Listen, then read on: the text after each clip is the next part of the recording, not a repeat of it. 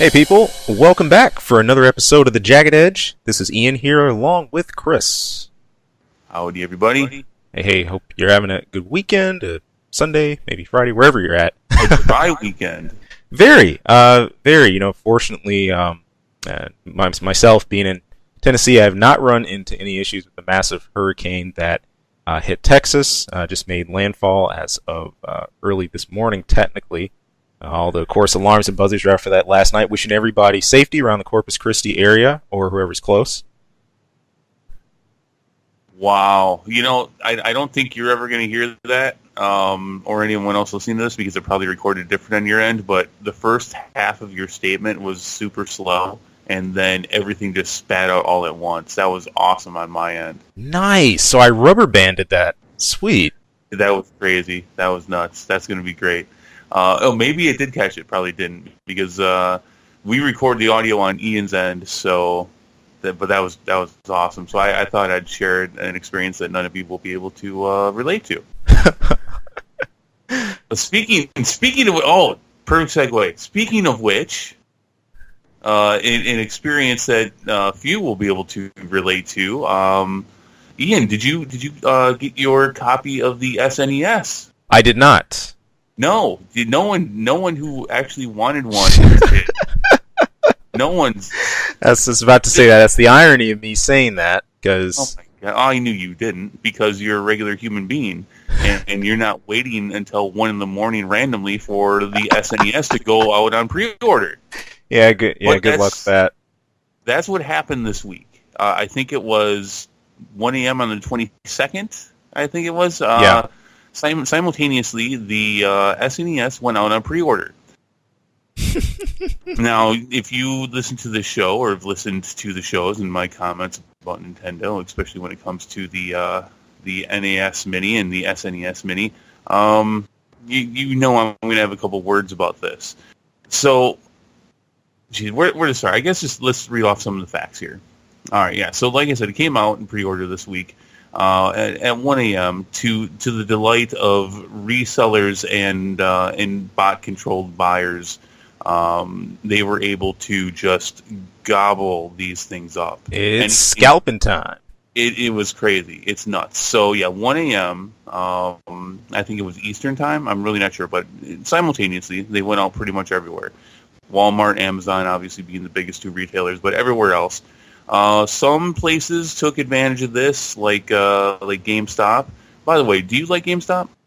Yeah. You do? Yeah, I got no beef. You know, although I'm more of the school of Babbage's.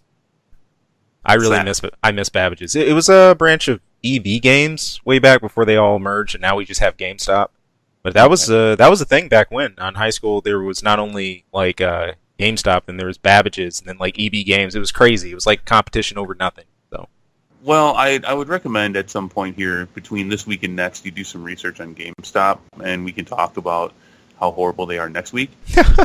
They are a giant heaping smelly pile of shit, and so what they decided to do, GameStop and their sister outlet Think Geek put together bundles for the SNES.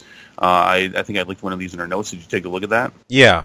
In fact, so $140 to $330. $330. I think the one I linked to was for $350 or $360 from Think Geek, right. Which you get a compass and some kind of pouch thing for an extra $250+.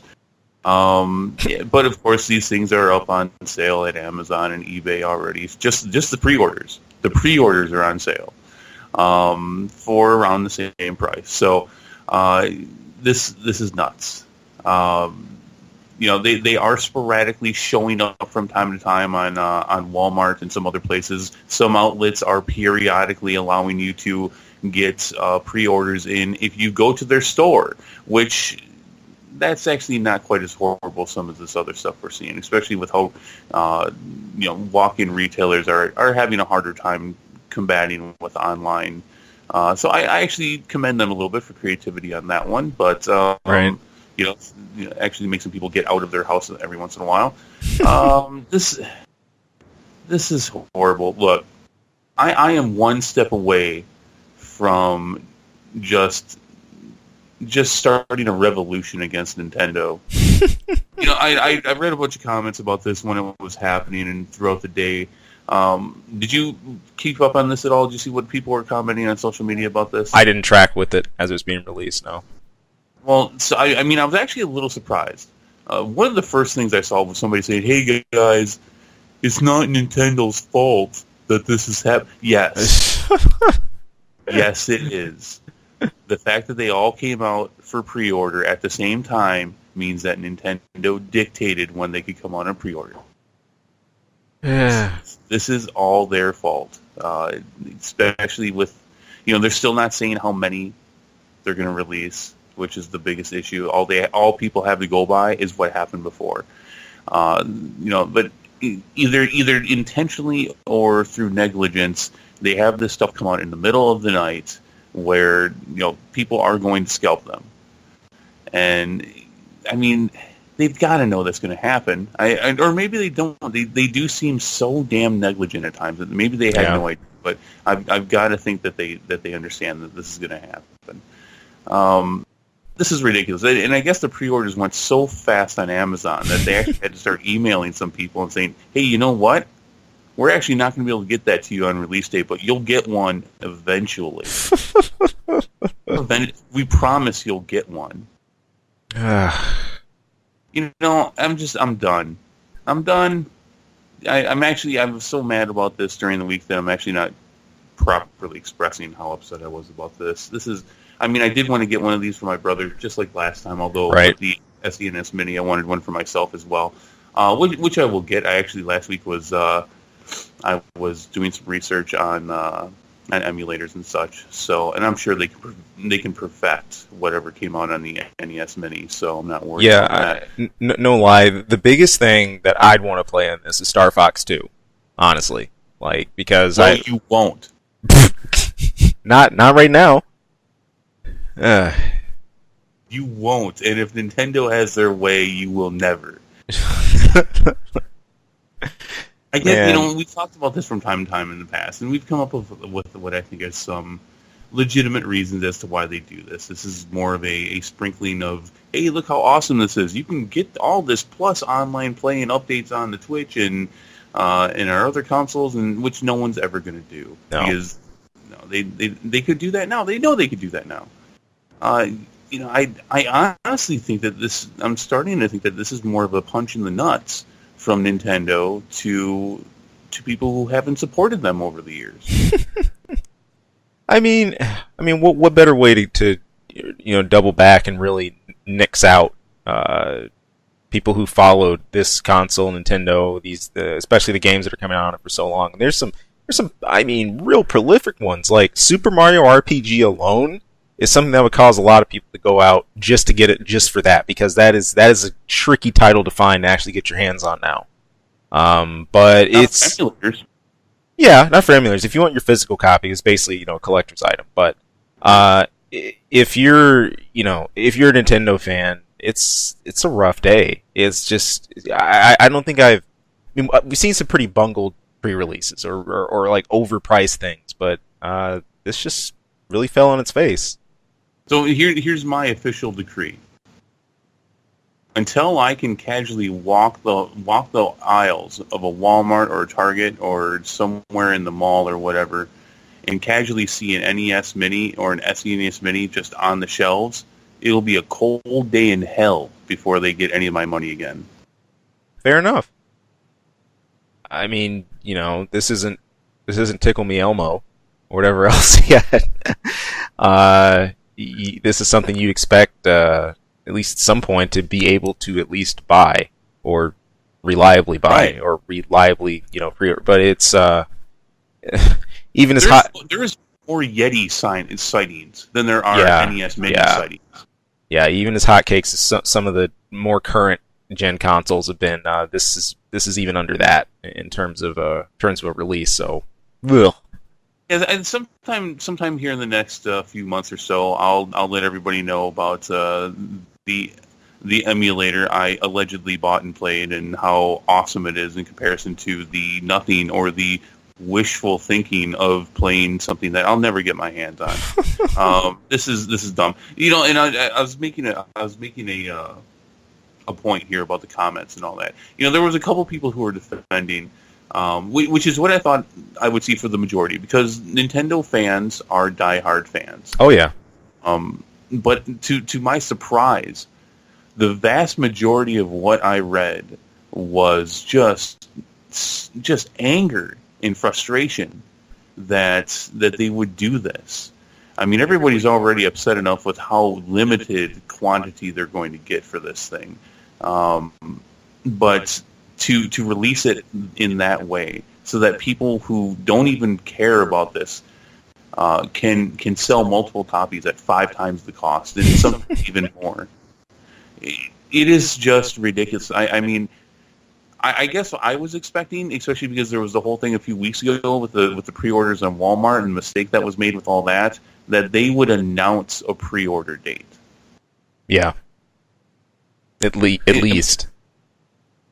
Or announced. Now, I guess they had announced that it would be coming out at the end of August. Okay, fair enough. So I suppose everyone, because the vast majority of buyers for this are going to be people in our age who are older, in their 30s and 40s, maybe even older, who remember these systems and love these systems. That's our fault, having lives and work and families, and to not be sitting at the computer or on our phone at 1 a.m. checking Amazon constantly to be able to pre-order this. That's our fault. That's our bad. You know what? I take it all back right here on the spot. I'm having a change of heart. I mean, clearly you just need to consider your priorities. So. I know. It's my priorities are all fucked up trying to sleep before work. I should not be working. I should be selling drugs or something to make sure I have the money for when this comes out. Yeah, man. Yeah. Constantly watching for it. This is so dumb. Yeah, Nintendo's not getting any of my money for a long, long time, if ever again. I used to, we've talked about Nintendo several times, and when we started doing the Jagged Edge, we talked about consoles, and one of the things we said was, gosh, we really just hope that someday Nintendo gets it together and they come out with that awesome system again, and they become the number one brand for home consoles. And no, I don't wish that. Do you still wish that? After seeing all this, after seeing how they handle this, I can't say this completely murdered my everything for Nintendo. It crippled it a lot, but it didn't completely murder it. I'm still. It's just because I've seen them repeat this pattern, not just in terms of releases, but in the ways that they handle their IPs. They have this overwrought skittishness about what happens to some of their most popular brands, or they can't release it here. They can't do a public showing of this here. The whole thing with Evo, even like I said, Smash Brothers almost didn't make it.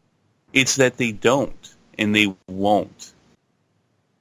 Right. Don't say can't, because can't implies that they had a lack of control over the situation. They're dealing with the situation as best they can. No, can't. I'll say can't, because Can is paraphrasing them for what they're saying inside them through their own internal dialogues. Okay. Do we know they can? Of course. But the point is, they've repeated this whole thing with Evo and in other spots. So, I come back to it, and I always go back to the basics of some of the IPs I really enjoyed. Metroid, Star Fox, and everything. I can't say something like this kills my love for those series and things like that. I simply like those. I do. But in terms of their system, this is the first time in a while, I'll tell you what, I should have been, as a fan, over the hill amped to wait to get a hold of this. But the more we kept hearing about the pre-release and like the pre-orders and everything, you know what? I really lost all my steam too.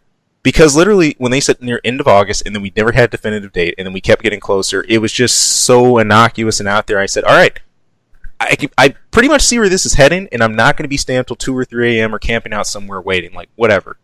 I'll see how their release folds out, and so be it. But, yeah. Do you think they thought that this would bring some kind of unprecedented supportive media coverage of this thing, and that it's so sought after and it's so great? And I guess I don't want to go down the rabbit hole on this too much, because we've done this once or twice already. I mean, do they just not understand how this would be. I mean, we've talked about this forever, and I know we're not the only ones for sure. This is an easy topic to grab onto and make comments about, because it's so obvious. And do you think they just completely misunderstood, or do you think they did understand and just didn't understand what the outcome would actually be? That they would actually. I get the feeling that they are losing fans hand over fist on this. Yeah, I think it's based off their patterns from before. I think it's more B that they get it, but looking at how it actually falls out and how it actually unfolds, that's the other side of the story that they tend to have very poor foresight about. I mean, I was shocked so much over the negativity, but also the people just said, like I've said today, I'm done. There's so many people saying, look, I'm done. I'm not going to try anymore. I mean, as far as I'm concerned, Mario and Pikachu and Metroid, they can all die in the mediocrity that is now today's Nintendo systems. Woo! That's scathing. Well, it's the truth. It's just the truth. The sales don't lie on that. You can have a super excited fan about something, and that's great. I mean, you and I understand what it's like to be huge fans of something very niche. Right. And we can understand the anticipation and how much we enjoy something. But if you are logical about it and you can separate yourself from what is good and what is bad, like we were huge fans of a very niche game franchise, but we could still say, you know what, this has problems. Right. And, we could see the mistakes that they were making to the point of its end. Right. And we can still be objective about it. I mean, you get your fan base who is not objective about it. There are still fans of that same franchise that we've all that are just like, it's coming back. It's coming back. And we just, we almost troll them a little bit. Yeah. And just, it's not. It's done. And that's where Nintendo's going to be. Yeah, and in comparing to that series, I think it took a little time to get us there. I don't think we were of the volition to, from the first few errors we saw, to completely nix everything and close the book. You give it a chance. You look at the hows, the whys, the reasons, the rationale. But when you keep getting abused, when it keeps happening, there's only so many times. There's only so many times you can deal with it, and only so many times you can take it before you hang up. Right. Just like, all right, nope, you're not worth it. See you later. And I think that's what's happening for a lot of people now. That's definitely what's happened for me in last year for sure. Yeah. I'm probably maybe it's because I've been a little more distant from some Nintendo stuff. I mean, I took the snipe at things when Evo, when that hit, when Smash Brothers was big on it. But I've been pretty distant. I don't own a DS, or I didn't get into the Switch and any of that stuff. But this put me, I think, one away from a complete strikeout. It's and like I said, to me right now, it's like, hey, I love the franchises. The series is pretty cool, but they got some real problems, and I'm on a knife edge here. I'll be honest with you. What's probably that additional strike for me? I think we talked about it. I don't know if we talked about this on the show, but that would have been the GameCube. Do you remember my? Oh yeah. And the controllers that came up with that thing, and how there was not a left-handed compatible version. Yeah, that bites. So I had to take it back. Got it for Christmas. Was so excited and just could not grasp that controller, literally in a appropriate way to use it. So wow. Yeah. Fuck off, Nintendo. This sucks. Just fuck off. You're out of here. Well, at least there was some somewhat decent gaming news over the weekend, at least in part of the latter parts of the week as well. Gamescom 2017. I'm not gonna lie, it's bad. I mostly remember Gamescom because of some of the cool announcements that were made last year, some of the things we ran into with FF7 Remake and others. I did not remember Gamescom. Yeah, it's it's no E3, it's no PlayStation Festival or anything like that, but it's a good kind of post E3 kind of gaming gathering. You're going to get some announcements, some cool trailers, some look at the industry. It's worth watching if you're a gamer. Period. At least highlighting what were the biggest releases. So this is just wrapping up as of today, 8/26. Mostly it's a lot from Sony and Microsoft here. Sony is pretty much focused on games. Microsoft is looking more for the future prospectus of the Xbox One X, the Scorpio, etc. But I want to take a quick look at the game side of it too, because there were a couple interesting announcements. For one, any FF fans out there, the FF15 Assassin's Creed collaboration. Don't ask me. This got my award for Bizarre. I guess two series that I never expected to cross, but in any case, it was announced there's going to be a free DLC available August 31st, all the way until January 31st, 2018. Those of you who have followed FF15 closely have known that there's been a lot of DLC for this. I think that we're on our goodness. I think this is at least the third or fourth set right now, due to large complaints about the unfinished nature of 15. But considering what they had to work with, I'm even pleased that they even got a release out at all, like on the time around the time frame they said they would. Now, can I stop you for a second? Yeah, sure. Which, by the way, I can't stop seeing ads for Final Fantasy 15, the mobile app version. It won't that has stop. to be driving you nuts by now. It's whatever. So what's this Assassin's Creed thing too? We'll get into the ramifications of canon in a second for that. But how does this work? Yeah, so the idea is you have a number of the main cast from 15, Noctis, Prompto, and gang, essentially doing a kind of like a world cross with Assassin's Creed. Now, I want to preface that you see this a lot more, especially collaborations on the Japanese side of games. This happens a lot in mobile games as well as some major releases. I know, like when FF13 came out, for example, or 13.2. So, can I ask you something real quick? Is this taken tongue-in-cheek as it should be? What is this crossover or whatever this is? Yeah. Okay. All right. Okay. Yeah, but no. In the past, when you have releases like 13.3 and others, they were also promoted in FF14 or a few others. So that happens, but that seems to be crossing more now into a lot of the Western games and the current stuff we have. So basically, there was a trailer came out a couple of days ago. And this was sort of an unannounced, to be honest, the way it hit. People didn't expect it. But yeah, it's pretty much free roaming, free range. You explore the Assassin's Creed world just as you would. Ironically, that sort of matches with FF15's gameplay because it's very free roaming, at least like the early parts of it. But yeah, pretty much you walk around in the world of Assassin's Creed with the full-out DLCs and outfits and everything, and the stealth missions. The whole deal. And in fact, you mix some of the abilities you can do in 15, like the warp jumping, with the stealth of Assassin's Creed. So not just the worlds, but the gameplay styles cross too. And I guess, if you're really into that kind of brand, that could be pretty fun. The whole parkour element. I think the last game I really played that was crazy on parkour was Mirror's Edge. I don't know if you played that one, Chris. No, and I've not played Assassin's Creed too much either. I know it's been hugely popular, more so several years ago than now. But no, I've not played it. Yeah, but I guess that's an interesting breath of fresh air to kind of see the whole empire you fight against in 15 crossing with worlds you have in 15, and then the gameplay of the two coming together and being able to combine the dual moves. All right, Is it though? Is it a breath of fresh air?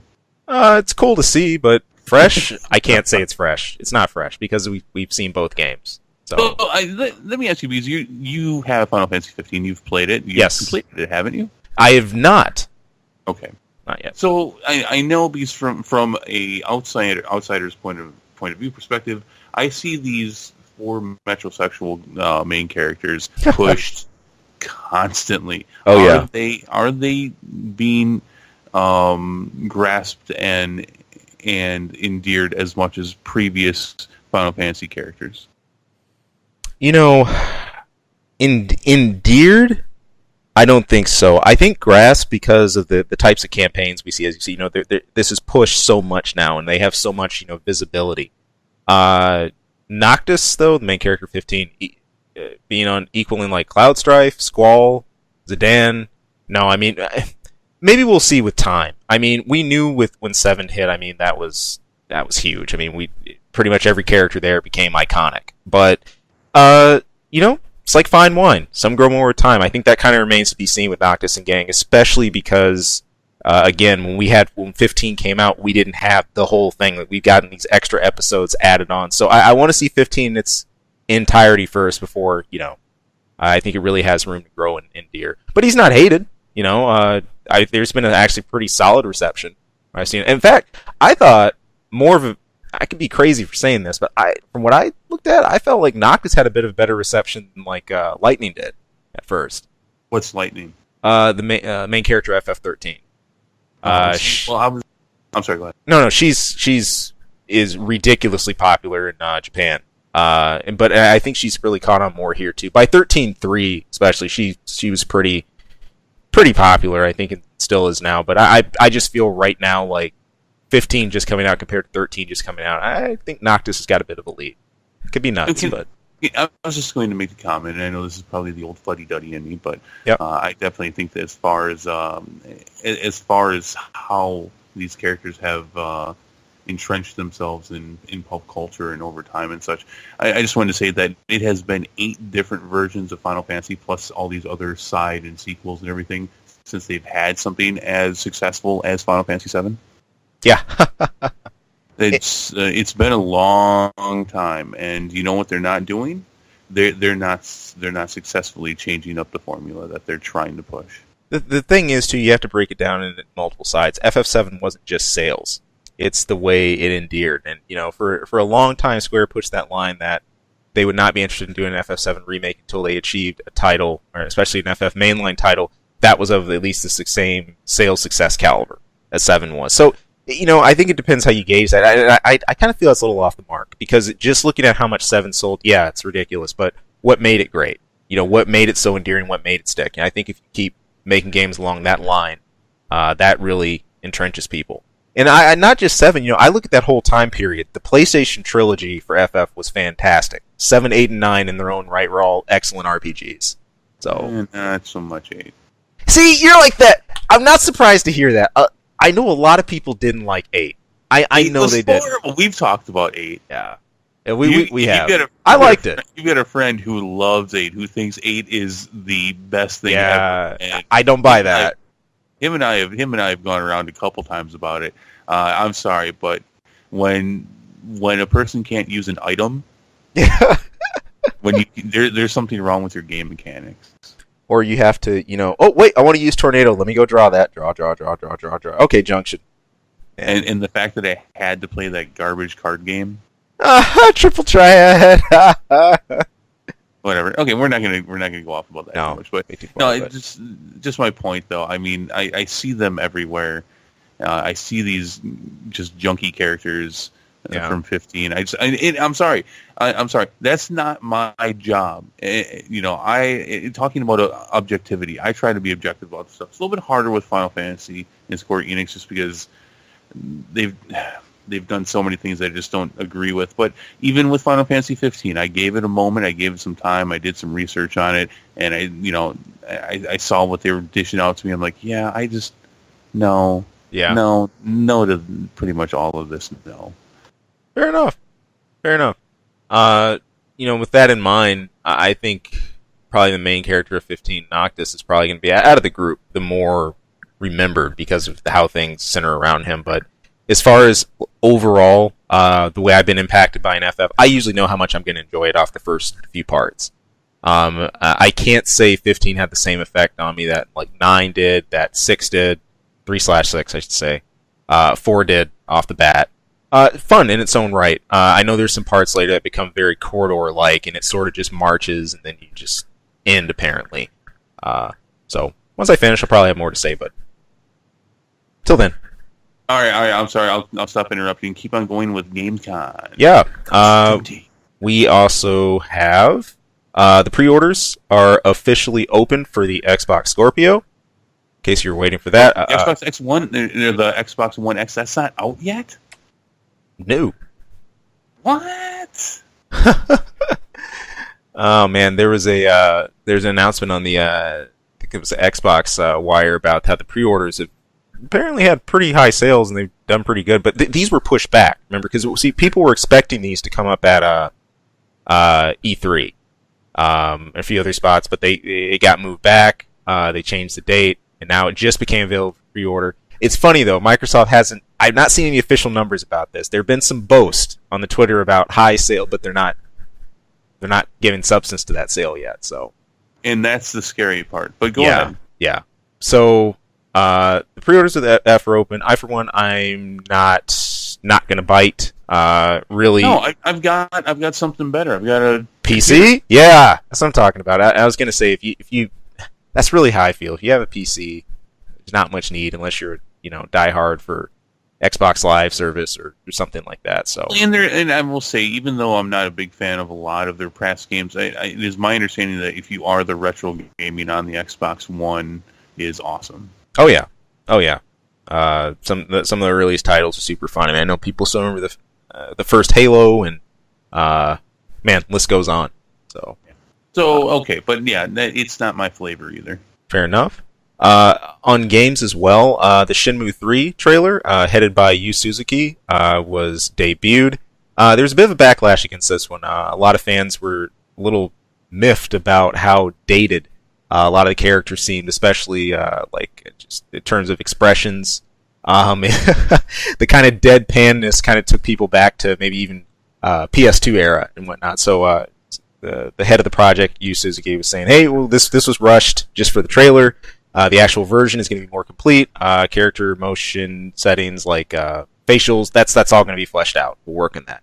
I know it might seem like a minor gripe, but I'm highlighting Shenmue because not just how beloved an action game this was, but the Kickstarter for this was crazy years back when Suzuki announced that he wanted to start his own studio to do this project himself. He got his funding more than what he needed extremely quick. It was a wildly successful Kickstarter. We haven't heard a whole lot though in recent years about where the project's been, but here it is. It popped up in a full trailer. So at the very least, despite some of the graphical complaints and some of the awkwardness, people were still pretty stoked to see this return and actually have a full trailer for it. So, besides that, there's another. This is a pretty cool announcement. The Secret of Mana remaster was announced. The trailer for this just hit as of yesterday. This is going to be out February 15th of 2018. Will include voiceovers. Not sure if Secret of Mana really needs that. This was a game I was playing alongside FF3/6. I'd pick it up at Blockbuster Video back in the day, maybe mid-90s. I don't know if it really needs that to tell its tale. The awkward part is that for the pre-order being available now, you get 3 PSN avatars and also some DLC costumes. No thanks. I really don't need it. This is a standalone RPG in and of itself. I think that's a little much. It's pretty pointless, frankly. So, oh well. I mean, I know Secret of Mana. I've never played it. I certainly know of it. I know what it was. I know it has its following. Didn't know they were coming out with a new one. Good on it. Good luck with it, though. Last up on the hardware front, I'm going to give you some more Nintendo red meat, as if you didn't have enough today. The SNES themed Nintendo 3DS was also announced. This is called the 3DX XL SNES edition. If that's a mouthful, if you can, yeah, I know, right? If you can actually say that. Here's the best part. You want one? Well, it's only confirmed for European release so far. Are you kidding? And it's probably like one guy. Yeah, it's pretty awesome, right? Just one guy is gonna have it. That's a real wanker of a move. It really is. Wow, showing you European roots there too. Yeah. Yeah. It's I facepalm. I think seeing that it's really, really dumb. You'd think there'd be at least somewhat of a press like back off after what happened with the SNES release we just talked about, but no. More madness. They are going to continue to just be ridiculed into obscurity. Beat goes on. And I say continue because they already are. And yet, you have this grave being dug even deeper. Oh, man. 2 more sides. These are not Gamescom related, but still pretty important announcements. Game-wise, if you're a big GTA fan, the GTA Online update for Smuggler's Run. That just came out. The release is on August 29th. It's going to be fresh next week. My most recent memory of GTA was honestly GTA 4. I have no idea about online. I've never touched it. Have you, Chris? I have, GTA has been one of those things where it's like, geez, gosh, that looks good. I've had so much fun with the GTA games that I've played, but at the same time, they are life demanding and almost soul devouring during that time. I mean, I remember when I was first playing a GTA game, it was GTA 3, and I was playing it so much. This is back in a much younger day when I didn't have a lot of responsibilities besides working sometimes and stuff like that. I would be driving around. I was like, I could just drive right in front of that guy and take his car. You cannot tell me that you have not felt the same way after playing a GTA game for so long. Like the rules of life change. I just can't. I mean, as it is, I've still got a stack of games that I want to play. Games like that and MMOs and stuff. I just can't. We're talking about Anthem, which is going to come out sometime here in the next year or so. Yeah. And we'll try that. Yeah. But that's not. No, it's just so much, and I enjoyed them so much. But it's like, you know what? Yeah. For me, it's like that was a part of my life. And I just can't revisit that anymore. Halcyon days can stay in the past. And I do so watch from the sidelines for GTA with glee, and I'm glad that they're continuing this because, I mean, obviously a very controversial game, and there was a point where people were seriously like, "Oh, it's done. They're not going to make any." People were predicting that. Right. It was too violent. It was too this. It was too that. And I'm proud that they're still going. No, I just can't, though. Fair enough. It's a shame. I miss out. Yeah, I mean, I'm with you in the, you open world so much to a point where it's MMO-like in scope. The amount of stuff to do, the amount of things to explore, the unlocks, and everything else. And yeah, there's a lot of time constraints behind it. I'm really in the same boat. That's one thing that kind of drove me away from the series. But no one's going to forget the innocent fun of, the good old radio stations and then the muggings and the getting. Did you actually say innocent fun? Oh yeah. The whole point is that it's not innocent at all. Do you catch? So horrible. Do you catch the sarcasm? No, I didn't catch it. Oh man, there were so many times. The ones I really loved were GTA 3 and San Andreas, which was part of the San Andreas, the same chapter for GTA. But in fact, I remember it was in San Andreas. When you go back to GTA 3's area, at least for a brief period of time, that was awesome. Oh yeah. It's just. I could have. When you're in it, and you pick up that game, you're not even progressing in the story. You're not even doing missions. Nope. You're just killing people and getting hookers and picking up cars, and it's fun, but it's just too much. It is. So if good on them though. Yeah, hey, if you're still rocking GTA, go check this one out. I'm sure it's gonna be loaded with plenty to do for foreseeable future. But yeah, good on them. Lastly, this is for those of you who may be in the market job-wise or for a career, especially if you're looking for something with design and programming in mind. Naughty Dog is on a hiring spree right now. They released on their Twitter a pretty large account of all the different types of positions that they're filling for, what they're looking for. There's some pretty darn good ones available. A lot of them, though, are in design, level design, things like that. Specifically gameplay programmers, tools programmers, UI artists, UI designers, and scripters. I see this one a lot as well for interfaces, and then also visual effects, character, lighting artists, riggers, and everything like that. So, hey, if this is where some of your talents are, if you're really good in the art direction, or you got a lot of confidence in the programming start, this might be worth checking out if you're looking to make a break in. Go, do it. Do it. Every person they hire makes The Last of Us 2 come out faster. Exactly. Big games.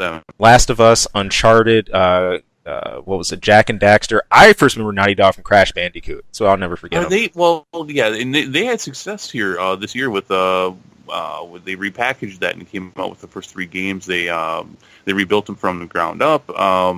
That's cool. Are they still making Jack and Daxter games? Let's see.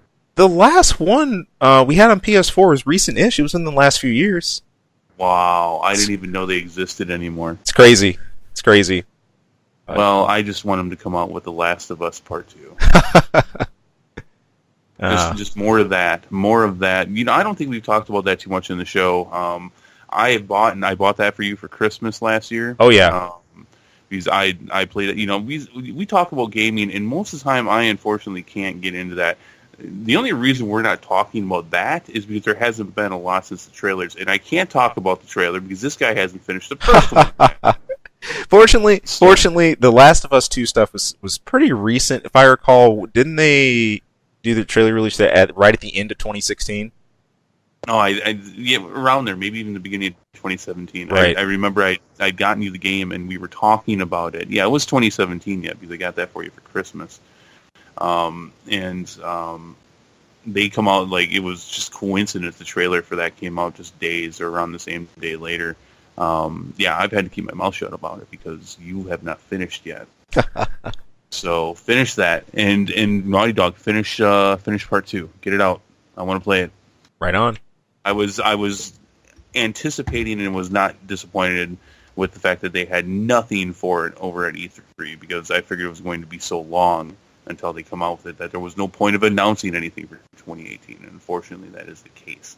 So hire more people. Especially, I like hearing that for coders and developers, level designs. That's what they need. They need more people working on that so I can get it faster. Right on. Right on. But yeah, so when that comes up, because I do not speak up too often on a lot of these gaming issues, just that right now there's not a lot of stuff that's piqued my attention for it. Right. There will be. I will definitely, outside of me spewing vile, hateful things about Nintendo and usually Square Enix, which, by the way, I'm not hearing much as far as that awesome Marvel Square Enix crossover thing. Has there been anything new about that? If you want to go order some kind of statue like the Square Enix version of Batman, you can do that. Why would I want that? And that's DC. That's not Marvel. That's true. I thought they had a Spider-Man thing too. Anyway, there's the only superhero related thing I've seen with Square Enix are like collectible things. That's it. There's no other big collaborative issues, and I have no idea. Collectibles like the SNES Mini and the like that too. Freaking A. Stupid gaming. And they wonder why they're failing. Well, speaking of someone else that lost their mind, panning over the movies, we're talking about DC. I mean, hey, looks like someone blew a stack this week. Yeah, so this week was fun to watch the ridiculousness that came out of Warner Brothers and the DCEU and the news that came out for that. It was, we've said it, we're Marvel guys, but we love the DCEU as well. At least we try to. But this week was just funny. It was just funny to watch all this. So there's a few things that we're going to talk about here. The first thing was the news that came out about the Batman movie that director Matt Reeves is getting ready to start doing some directing on at some point here. And that he had done an interview and a podcast where he said that the story for the Batman movie was going to be standalone. Wrong choice of words. A lot of people took this as him saying that it was not going to be part of the DCEU. This was further fueled by the fact that a lot of people, myself included, are still skeptical that Ben Affleck is going to continue as the Batman, and just all the talk around this. At the same time, there was also simultaneous news that came out about a Joker's origin standalone movie, which we'll talk about here in a minute. Matt Reeves had to come out on social media, I think the next day, and say, "Hey, no, that's not what I meant. It's a standalone story. It's not going, and you see this with Marvel, where it's going to be like Wonder Woman, where it's going to be its own entity, but it's still part of the DCEU. You see this with Marvel, though, where they intertwine a lot of their stuff from the MCU with the stories. Spider-Man's a perfect example of what it's not going to be. Right. So he stomped out a lot of that fire. But this week that was nuts. That was people were going batshit crazy, no pun intended, and it was kind of fun to watch.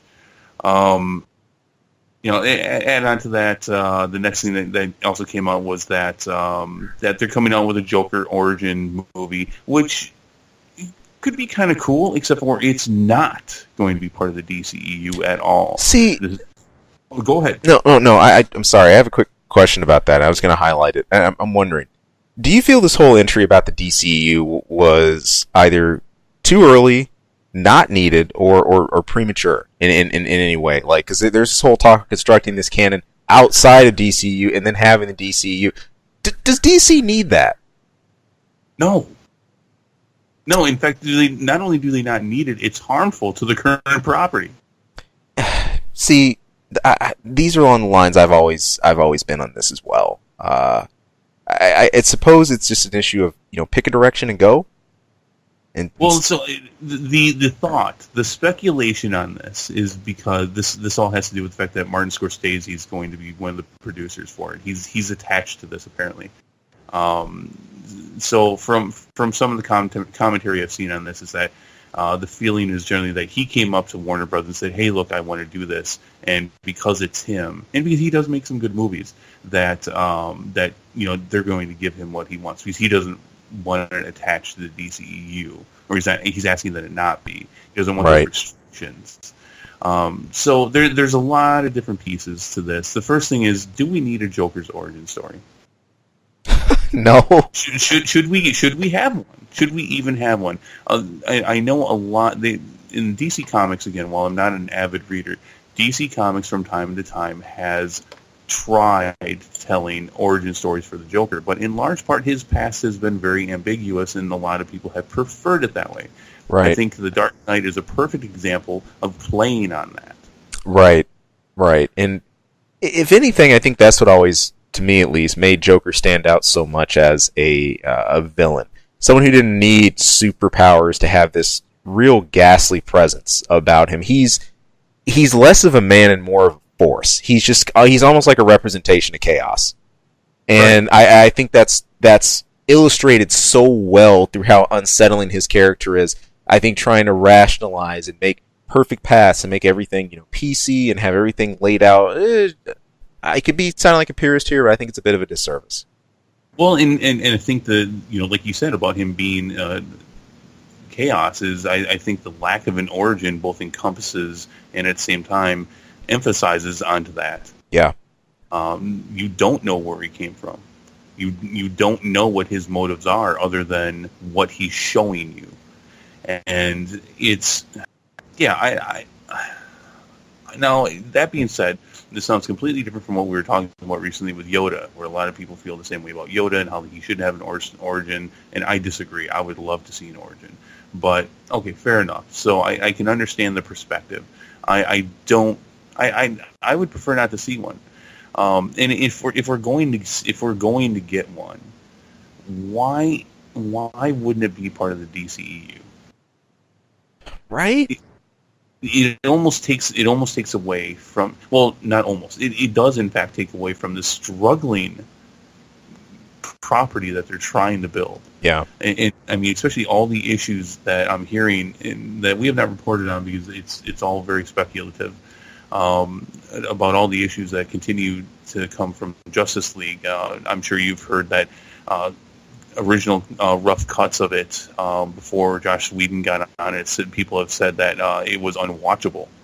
Now, that means that it wasn't even a finished. It wasn't even a finished movie yet. But you take that for the context that it has, and for the credibility that it has or lack thereof. Right. The version of Joker that we've seen so far was Suicide Squad, which we didn't get to see most of what they shot.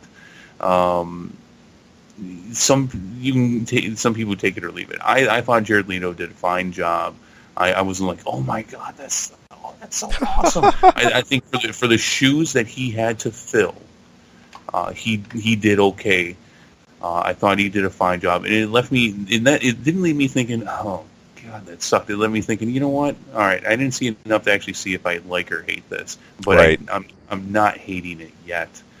And some of the stuff he did was good, especially out of that shit pile of a movie. He was one of the, excuse me, he was one of the highlights in my opinion. This whole thing, what I'm leading to is that there's a gap here. There could be more, and we're going to get more with this origin movie, except for then it has nothing to do with it. And I mean, by definition, I mean, if Marvel came out with a Marvel movie that had nothing to do with the MCU, can you imagine that? That'd be so freaking awkward. It would be, and it's just, and for me, just the fact that they're going to make a DC movie that is not attached to the DCEU shows that they don't have the care or the strength behind the DCEU that they need to. No. Period. End of statement. Fact. The DCEU always felt like more of a hastily assembled alliance. That's because it was. Yeah, than a fully carved out, fleshed out, long-term plan. For an entire brand and genre, but yeah, it's like in a relationship, and if the guy or the girl goes up to the other and says, I want to see other people. In defending their choice, it's not that the relationship's bad. I just want to see other people. No, it is the fact that exists. Yeah. That says the statement that this is not where it should be. Yep. It's very similar in my opinion. I mean, and going with that, if you can't tell Martin Scorsese, as successful as he is, I don't care if it's George Lucas, and which George Lucas would never do. I mean, he obviously very much treasures a created universe. But, Steven Spielberg or somebody else came up and said, I want to make a movie on this character, but I want it to be alone. You tell them no. Yeah. That I can understand you wanting to do an origin story. And, because of that, obviously it's not really interacting with any other part of the of that shared universe. Because it takes place, they're saying this takes place in the 1980s. But you make that a part of what you're trying to build.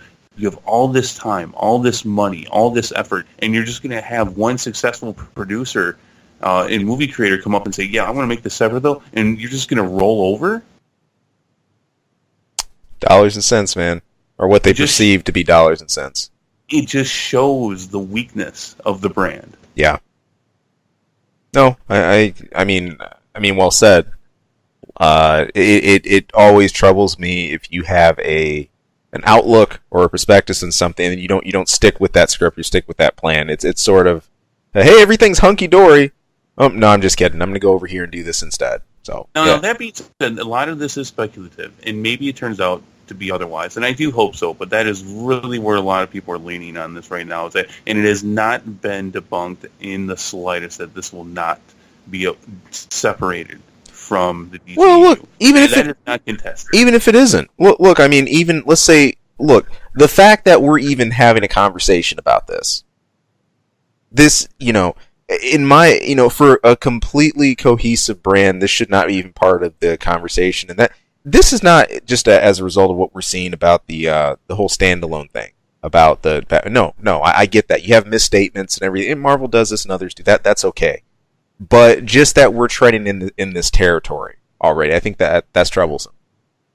Right, so this is being said by Warner Brothers to be the beginning of a second DC franchise to come out with movies on occasion that are based on DC characters but not part of the DCEU. Please stop. You don't even sometimes, just like Nintendo, you just have to step back and just watch them burn themselves. Just watch them set themselves on fire. You can tell them no all you want. You can tell them, hey, look, I care. I'd rather you go a different route. And even give them some suggestions. But sometimes, you just got to step back and say, all right, let's watch this. But sometimes if you step back, you got an opinion on something that's still already pretty hot in the public eye. I mean, according to what James Cameron recently said. Oh, no, you can't go to James Cameron yet. I want to. No, because there's one more part that I haven't even talked about here. About Warner Brothers and DCEU losing their mind here. There's one other part. All right, go for it. Okay, and that is kind of related to this. This is all kind of related. They came out with an announcement this week that there's going to be now this is part of the DCEU, a Joker versus Harley Quinn movie. Now, when I think about DC movies that I would love to see, this was at the top of my list. For I could never give a shit if I ever saw it.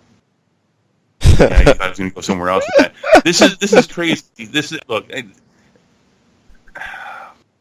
It's kind of like they're slapping the character of the Joker in the face, and then at the same time propping him back. It's okay. Look, we're gonna do a Joker versus Harley. I get the popularity for Harley Quinn. She was one of the best parts of Suicide Squad, which was not hard to shine in that piece of shit movie.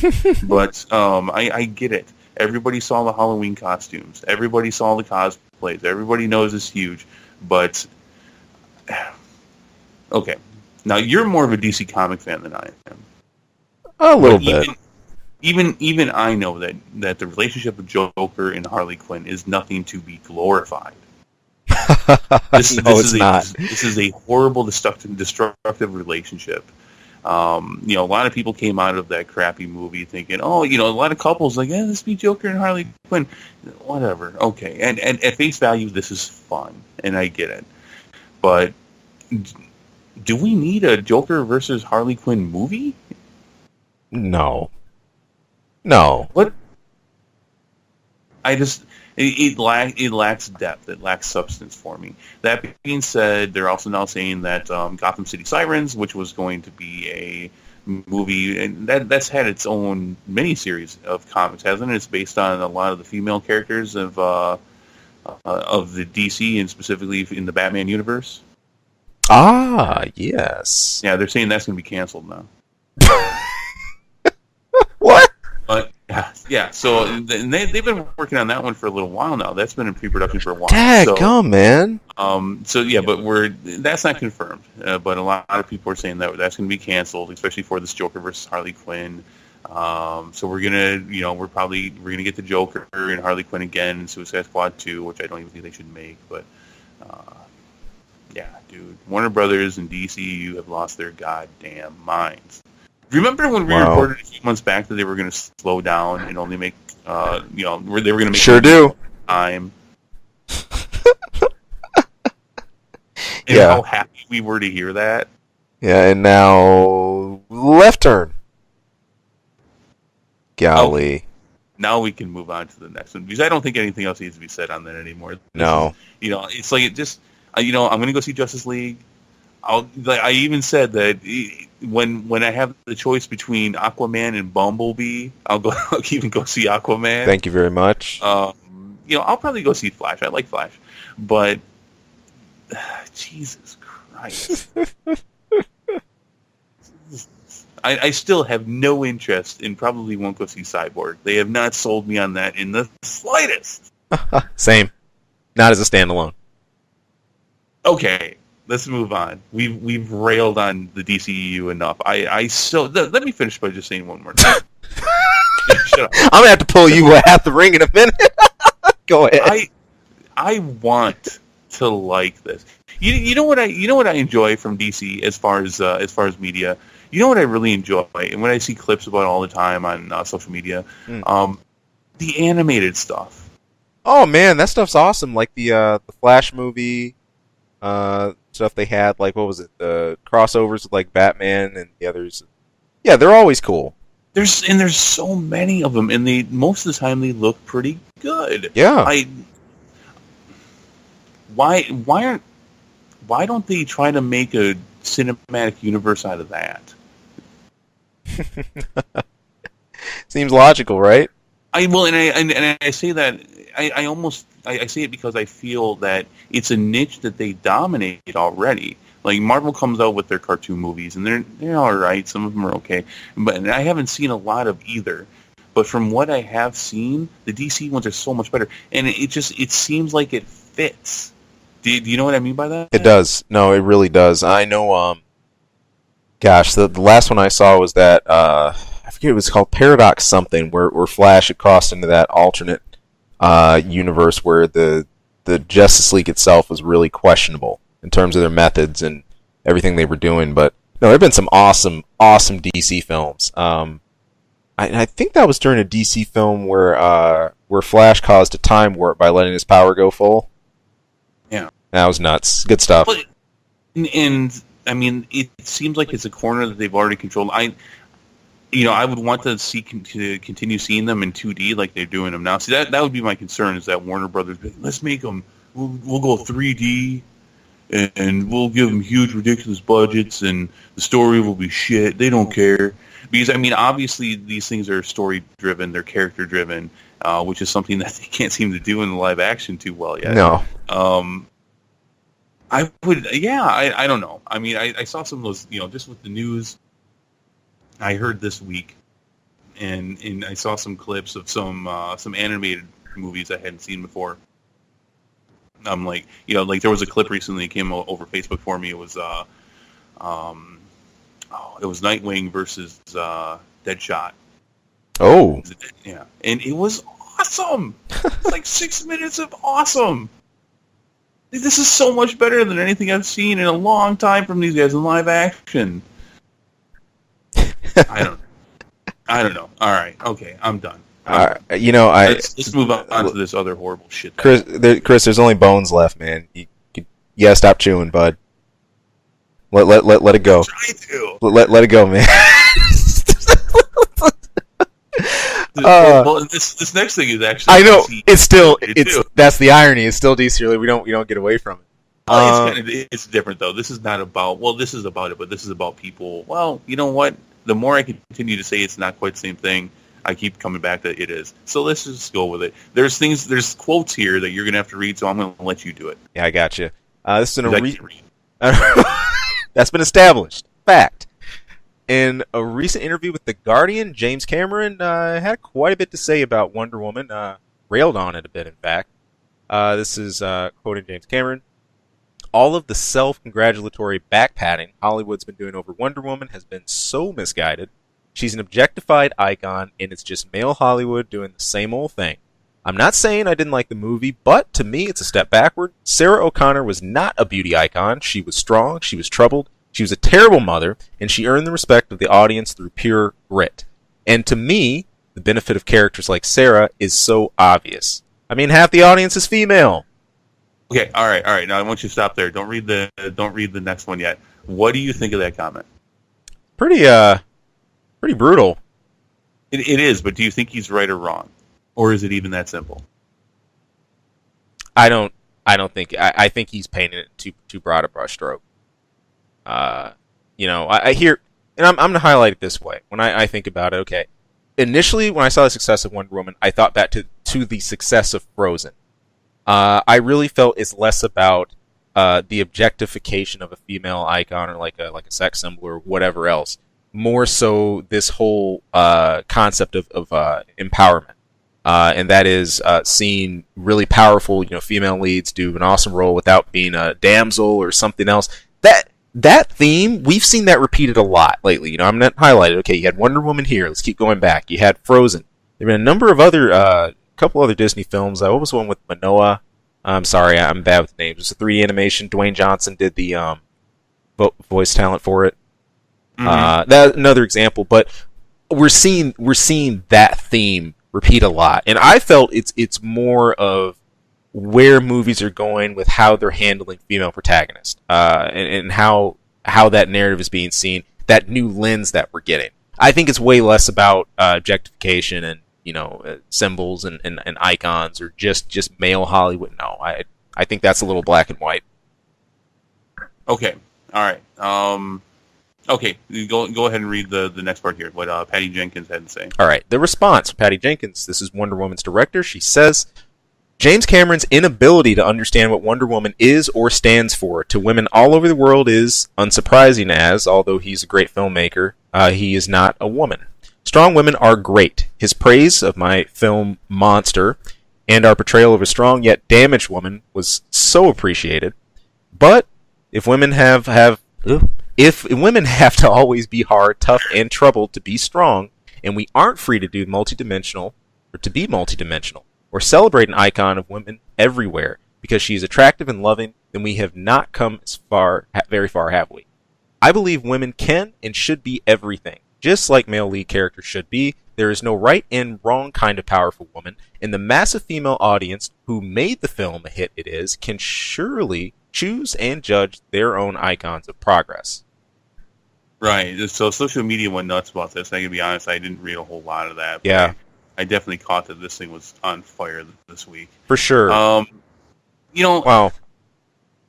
Okay, here.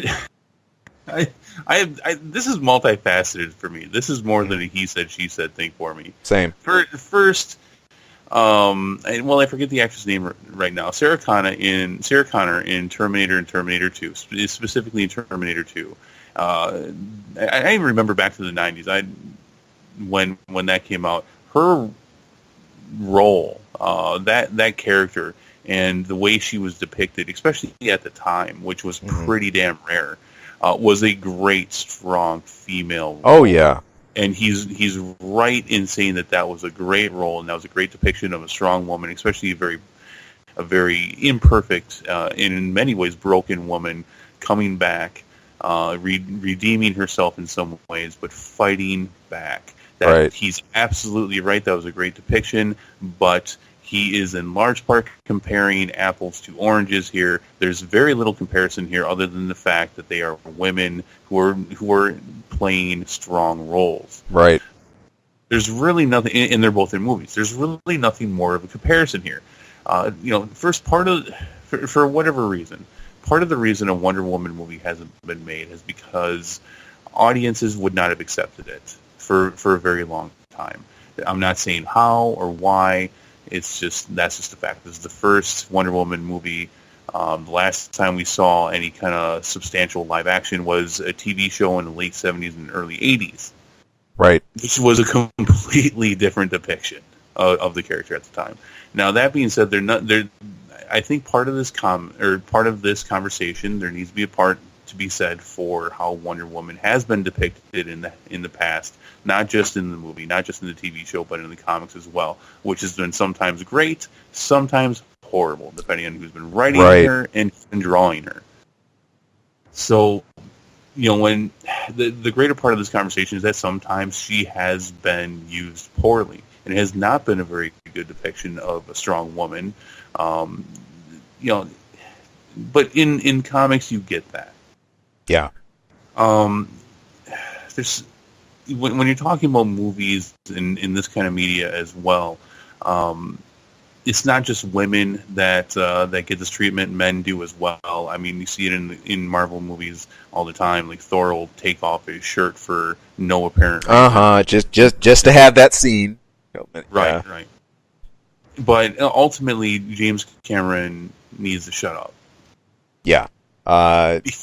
Because I agree with Patty Jenkins on this. These are completely different depictions of strong women. You can have more than one depiction of strong women. Wonder Woman is, I think I can say this for both of us. We both thought it was a great depiction, definitely, of a strong woman. A needed one, a one that quite honestly didn't have to come from such a harsh, broken background to be a strong woman. I agree, and that was a really refreshing portion. It kind of brings me back to the, top of this, as I was saying. It's really less about this, these strangely broad brushstrokes Cameron was painting this with, rather than how these characters are being portrayed, how they're playing out the role as protagonists. That's really cool. Again, it was very much a step in the right direction. I didn't find Wonder Woman a regressive film at all, at least according to what some of Cameron's saying. It was kind of funny. I don't know if I shared the story with you or not. So around the time that Wonder Woman came out, I was talking to one of the people at my job, and I had asked her, "Did you see Wonder Woman?" And she said, "Oh yeah, I loved it." In fact, I have to take that back. She had actually come to me and asked me if I had seen it.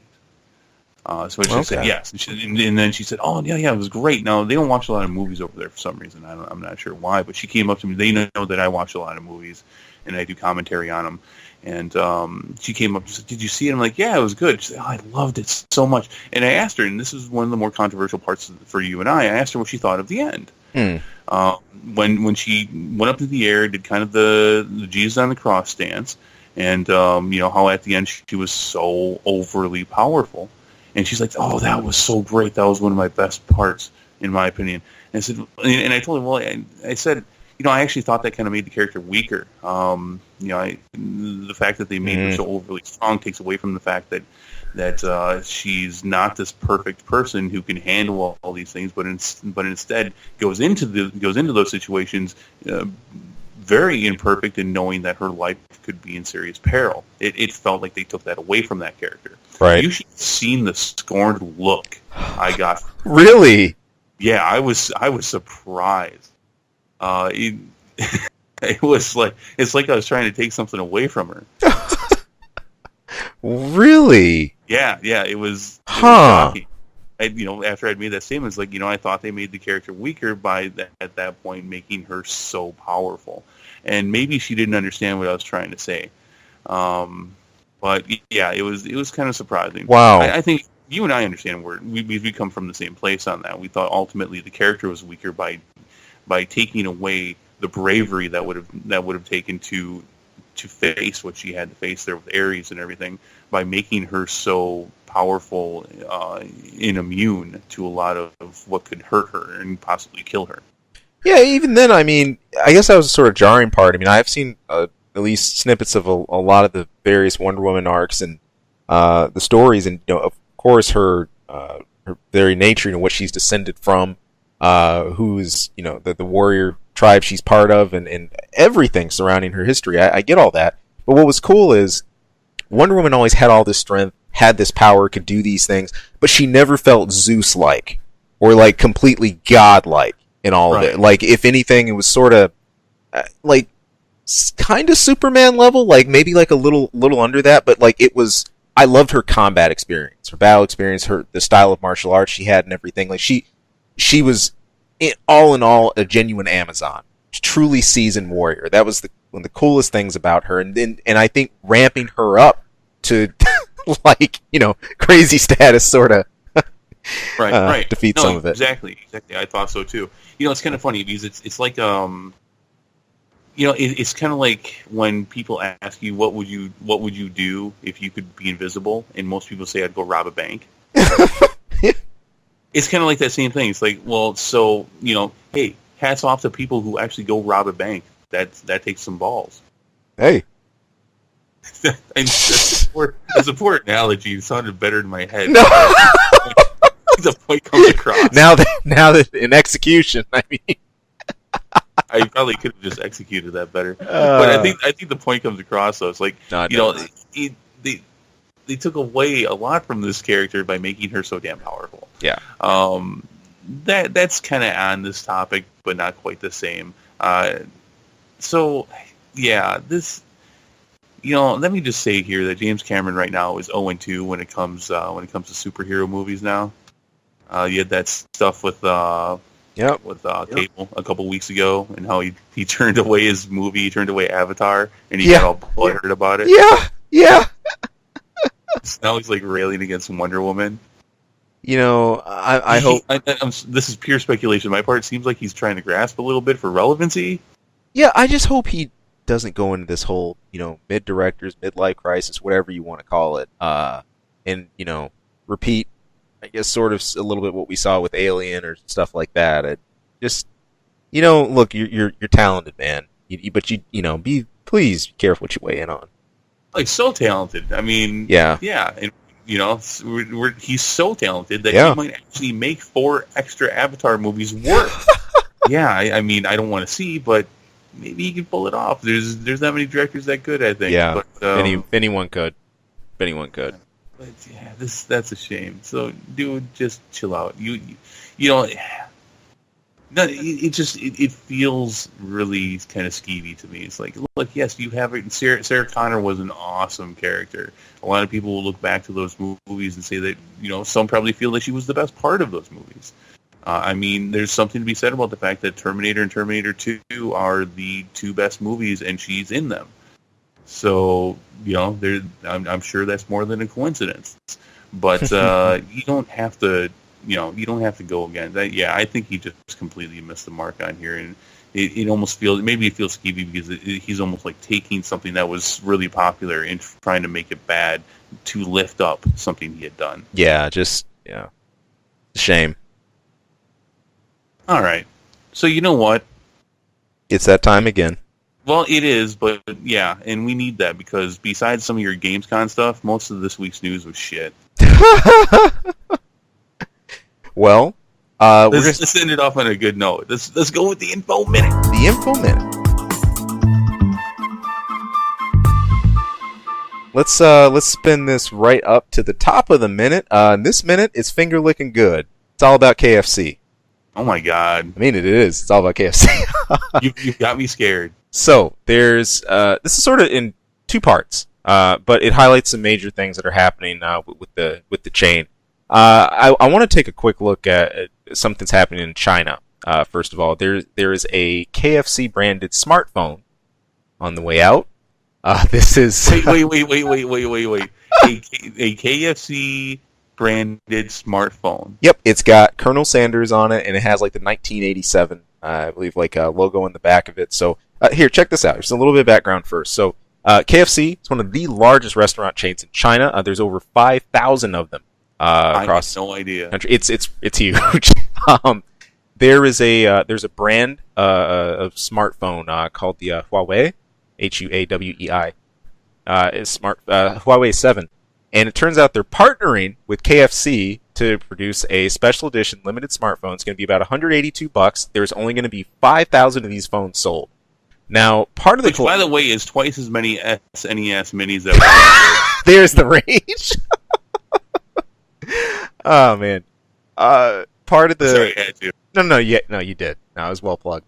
Part of the collab here is that both companies started in '87. They started together, and it's sort of a way, bit of a nod, a wink, a partnership, an elbow bump, whatever you want to call it. But hey, a Colonel Sanders smartphone. Never thought I'd see it.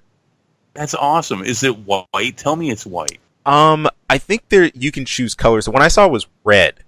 Okay, red with white. It was at least they just showed the back of it. I should have got you a screenshot. I'm sorry, but I didn't know KFC was so big in China. Yeah, it's a big deal.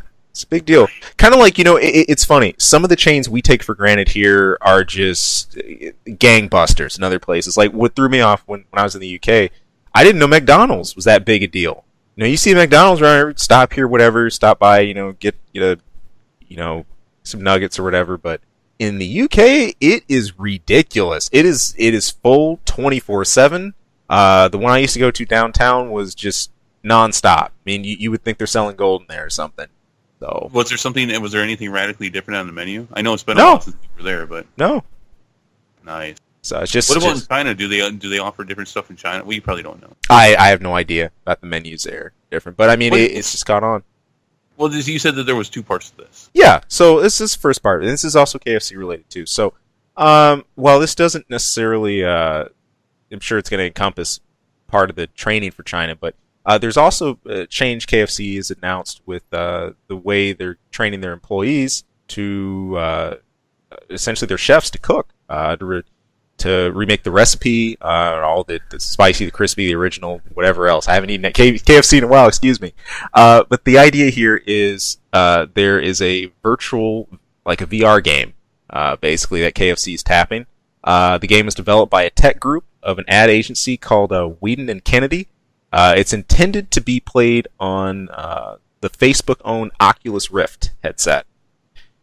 And what it's supposed to do is says, normally, KFC says it's supposed to take about 25 minutes for an employee to fry a chicken in full, but the VR program is only going to give you 10 minutes to handle that.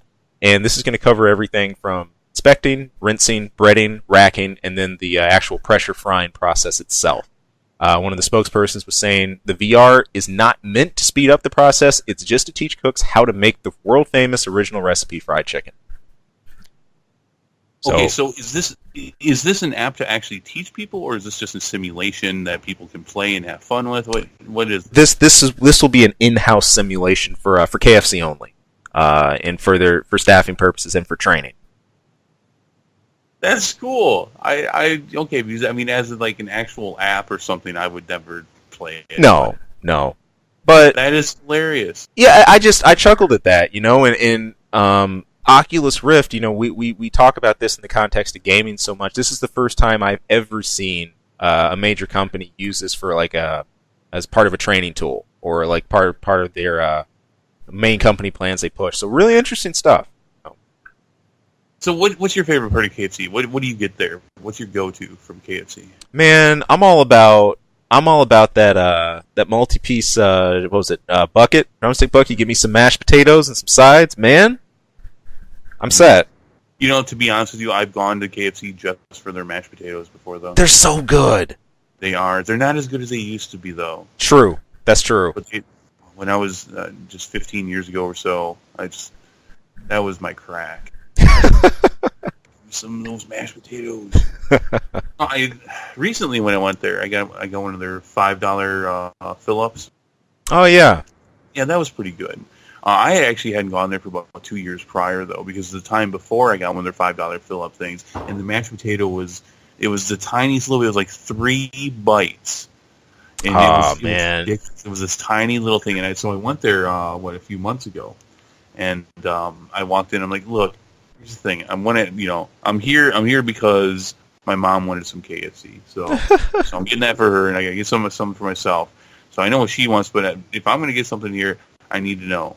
Do you still put your mashed potatoes in that tiny little ridiculous thing that's only like 3 or 4 bites? He's like, nope, we stopped that. I'm like, you got me. You got me then. Be ordering dinner for 2. That's great. So they at least stopped it. No, KFC is it's finger licking good, is the old saying.